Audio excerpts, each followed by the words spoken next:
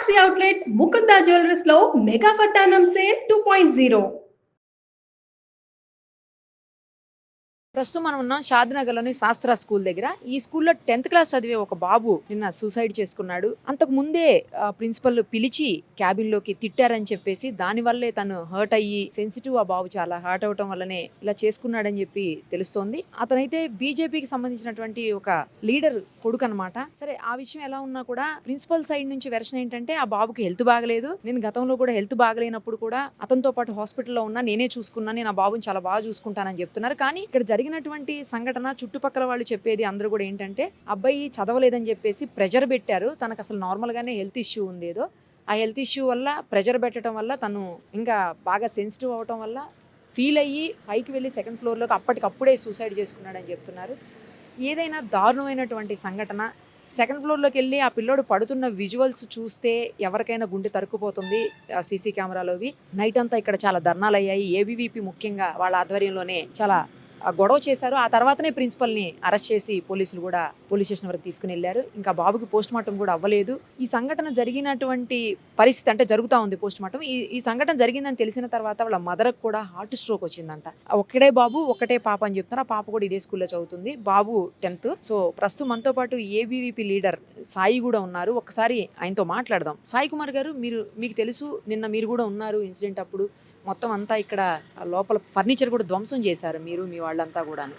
So ఏంటి మీకున్న information ఏంటి? ఆ బాబు నిజంగానే హెల్త్ ఇష్యూ వల్ల సెన్సిటివ్గా ఉన్నాడా, లేకపోతే ఇక్కడ ప్రిన్సిపల్ తిట్టడం వల్ల, లేకపోతే ఆయన కోప్పడడం వల్ల అది ఏమన్నా తను సెన్సిటివ్గా ఫీల్ అయ్యి ఇలా చేసుకున్నాడా? చూస్తుంటే బాధ అనిపిస్తుంది విజువల్స్. మాకు 5:30 ప్రాంతంలో మాకు కాల్ వచ్చింది, ఇట్లా విద్యార్థి బిల్డింగ్ మీకే దుంకిండి చెప్పేసి.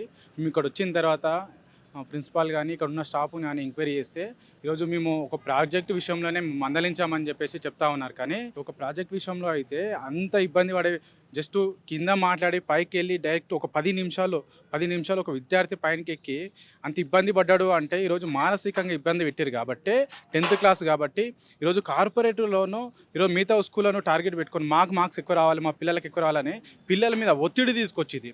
ఈరోజు పిల్లల మీద ఒత్తిడి తీసుకొచ్చి మానసికంగా ఇబ్బంది పెట్టారు కాబట్టి ఈరోజు ఈ సంఘటన జరిగింది. కానీ జరుగుతుంది అంటే వింటున్నది ఏంటంటే ప్రిన్సిపల్ బాగానే ఉంటారని, పిల్లోడిని అంతకుముందు కావాలంటే నా మీద కేసు పెడితే వాళ్ళ అమ్మ నాన్న కేసు తీసుకోండి అని అన్నాడని కూడా ఇప్పుడు కొంతమంది చెప్తా ఉన్నారండి.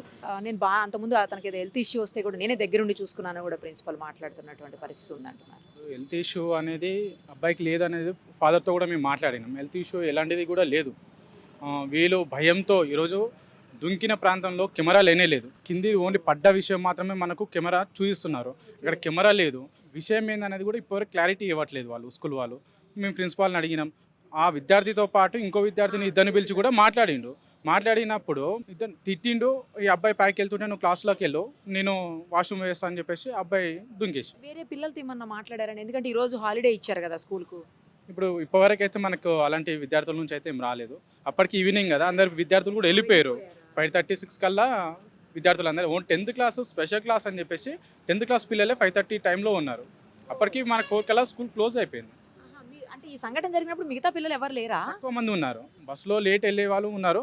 అప్పటికి టైమింగ్ అయిపోయింది కాబట్టి అయిపోయింది, స్కూల్ అయిపోయింది. 10th క్లాస్ వరకు స్పెషల్ క్లాసులు అని చెప్పేసి కూర్చోబెట్టి ఆ విషయంలోనే కిందికి పిలిచి బాగా ఇబ్బంది గురికి చేసినట్టుంది. కాబట్టి ఈరోజు ఆ ప్లాన్ ఇబ్బంది పట్టి పైకి వెళ్ళి దుంకినట్టు. ముఖ్యంగా మేడం, ఈ యొక్క షాద్నగర్ పట్టణంలో తీసుకుంటే విచ్చలవేడిగా స్కూల్ వస్తూ ఉన్నాయి, దందాలు నడుస్తూ ఉన్నాయి. ముఖ్యంగా మనము విద్యార్థులకు విద్య అందించబోయి ఈరోజు ఫీజుల మీద ధ్యాస పెట్టిరు. ఈరోజు లక్షల కొద్ది ఫీజులు తీసుకుంటారు తప్ప ఈరోజు విద్యార్థులకు ఎలాంటి సౌకర్యాలు ఉన్నాయి, ఏమున్నాయి? ఈ రోడ్డు మీద ఈరోజు పర్మిషన్ స్కూల్కి ఏ రకంగా వచ్చింది? ముఖ్యంగా ఈ ఇయర్లో జూలైలో మనకు షాద్నగర్ పట్టణంలో మేధా స్కూల్ అనే స్కూల్లో సిబిఎస్ స్కూల్ అది షార్ట్ కొడితే ఈరోజు విద్యార్థి పరిషత్ నాయకులు కానీ అందరు విద్యార్థులు కానీ కొట్లాడితే ఈరోజు వరకు ఆ స్కూల్లో ఎలాంటి చర్యలు తీసుకోలేదు.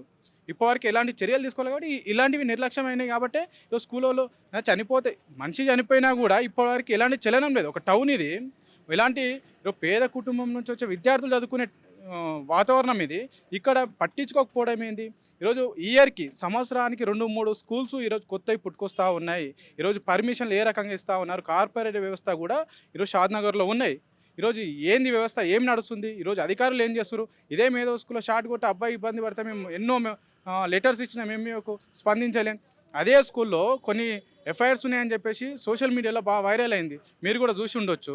ఆ విషయంలో కూడా సస్పెండ్ చేసినామని చెప్పేసి ఈరోజు ఎస్ఐ ముందు అందరి ముందర కూడా ఒక లెటర్ రాసిరు. కానీ ఈరోజు మళ్ళీ కంటిన్యూగా ఆ స్కూల్లో రన్ అవుతూ ఉంది. ఎంఈఓ కూడా చెప్పినాం, సార్ ఒక 9th క్లాస్ 10th క్లాస్ అమ్మాయిలు ఈరోజు గేటు దగ్గరకు వచ్చి ఐడి కార్డు ఇట్లా వాటని పట్టుకున్నాను చెప్పిన తర్వాత కూడా పట్టించుకోలే. ఈరోజు స్కూల్లో రన్ అవుతూ ఉన్నారు. ఈరోజు అధికారుల నిర్లక్ష్యమే కదా ఈరోజు విద్యార్థులు చనిపోవడానికి కారణము. ఈరోజు షాద్నగర్లో ఎన్నో స్కూలు వస్తూ ఉన్నాయి అంటే ఈరోజు ఏం చేస్తూ ఉన్నారు అధికారులు.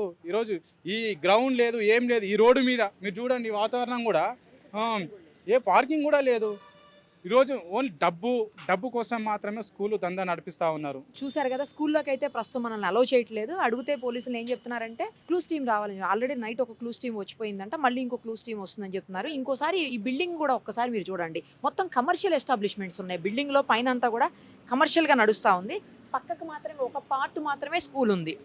ఆ స్కూల్లో నాకు తెలిసి అసలు గాలి వెలుతురు కూడా సరిగ్గా వచ్చేటువంటి పరిస్థితులు లేవు. ఇందాకే మనకి సాయి గారు చెప్పినట్లు ఎలా పడితే అలా పర్మిషన్స్ ఇచ్చేయటం, ఇక్కడ కనీసం పార్కింగ్ లేదు.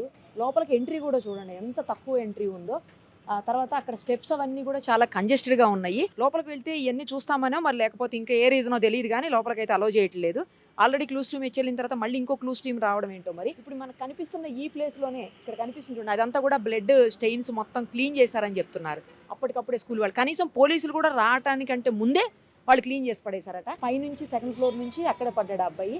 కింద ఉన్న సీసీ కెమెరాలు రికార్డ్ అయిన తప్పించి పైన సీసీ కెమెరా కూడా లేదు. యాక్చువల్లీ పైన ఒక సీసీ కెమెరా ఉన్నా తను వచ్చేది అవన్నీ కూడా రికార్డ్ అయ్యాయి. ఏం జరిగింది అనేది కొంచెం ఇంకా క్లారిటీ వచ్చి ఉండేది, బట్ అలా కూడా లేదు. డైరెక్ట్ పడ్డము, కింద సీసీ కెమెరాలు రికార్డ్ అయిన విజువల్స్ మాత్రమే మనం చూడగలుగుతున్నాము. ఆ అబ్బాయితో పాటు వేరే అబ్బాయిని కూడా పిలిచి తిట్టారని కూడా తెలిసింది. తను మాత్రం క్లాస్లోకి వెళ్ళిపోయాడు. ఈ అబ్బాయే వెనక్కి వచ్చి ఇలా చేసుకున్నాడని చెప్తున్నారు. ఏది అయినా కూడా పిల్లల మీద ఒత్తిడి చేయటం అనేది మాత్రమే మనకు కనిపిస్తూ ఉంది. ఇప్పుడు సాయి గారు చెప్పారు మనకు అదే మాట. ఫీజులు, అలాగే వాళ్ళు ముందున్నారా వెనకున్నారా, ఎన్ని ర్యాంకులు వచ్చాయి, పిల్లల కెపాసిటీ ఏంటి, పిల్లలు చదవగలరా లేదా, ఎక్కువ ప్రెజర్ చేస్తే వాళ్ళు ఏమన్నా మెంటల్గా స్ట్రెస్కి గురవుతారా, ఇవన్నీ కూడా ఆలోచించేటువంటి పరిస్థితులు. కేవలం ర్యాంక్ రావాలి, మా స్కూలు నెంబర్ 1 ప్లేస్లో ఉండాలి, ఇంకొక 100 మంది నెక్స్ట్ ఇయర్ ఇప్పుడున్న దానికంటే ఎక్స్ట్రా 100 మంది జాయిన్ కావాలి, ఇదే కనిపిస్తుంది తప్పించి కనీసం పిల్లల గురించి ఆలోచించేటువంటి పరిస్థితులు కొన్ని స్కూల్స్లో మాత్రం కనిపించట్లేదు. నేను అన్ని స్కూల్స్ అని చెప్పలేను కానీ మ్యాక్సిమం స్కూల్స్ మాత్రం ఇలాగే ఉన్నాయి. ఫీజులు, వాళ్ళ మీద ప్రెజరు, ర్యాంకులు, ఇదే పరిస్థితి ఉంది. సో పేరెంట్స్ నుంచి కూడా ఒత్తిడి ఉందేమో కొన్ని చోట్ల, మరి తెలియదు. అన్ని సందర్భాల్లోనూ పేరెంట్స్ నుంచి ఒత్తిడి ఉంటుందని కూడా మనం అనుకోలేము. బట్ ఈ జరిగిన సంఘటనలు అయితే మాత్రం పూర్తి స్థాయిలో విచారణ చేసిన తర్వాతే మనకి ఇంకా తెలిసే అవకాశం అయితే కనిపిస్తోంది. సుమన్ టీవీలో మీ పర్సనల్ అండ్ బిజినెస్ ప్రమోషన్స్ కోసం కింది నెంబర్కి కాంటాక్ట్ చేయండి.